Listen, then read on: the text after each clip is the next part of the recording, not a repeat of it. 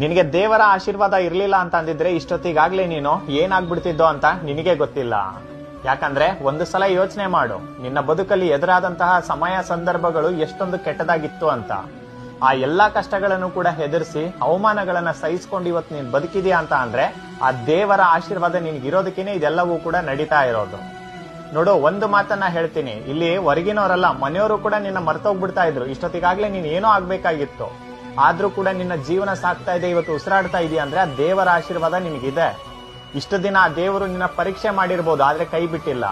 ಇನ್ ಮುಂದೆ ನಿನ್ನ ಬದುಕಲ್ಲಿ ಬಹುದೊಡ್ಡ ಬದಲಾವಣೆನ ತಂದೆ ತರ್ತಾರೆ. ಆದ್ರೆ ಈ ಮಾತಿನ ಮೇಲೆ ಭರವಸೆ, ನಂಬಿಕೆ ಅನ್ನೋದು ಎಷ್ಟಿರ್ಬೇಕಂದ್ರೆ ಸಾಕ್ಷಾತ್ ದೇವರು ಇವತ್ತು ನನ್ನ ಕಣ್ ಮುಂದಿದ್ದಾರೆ, ನಾನು ನಂಬಿದ್ದೀನಿ, ನನ್ನ ಜೀವನ ಬದಲಾಗುತ್ತೆ ಅನ್ನೋದನ್ನ ತುಂಬಿಕೊಂಡು ಒಂದು ನಿಯತ್ತಿನ ದಾರಿಲಿ ನಡೀತಾ ಇದೆಯಾ, ಧೈರ್ಯದಿಂದ ಮುಂದೆಜ್ಜೆ ಇಡು, ಖಂಡಿತ ಗೆಲ್ತೀಯಾ. ನಿನಗೆ ದೇವರ ಆಶೀರ್ವಾದ ಇರ್ಲಿಲ್ಲ ಅಂತ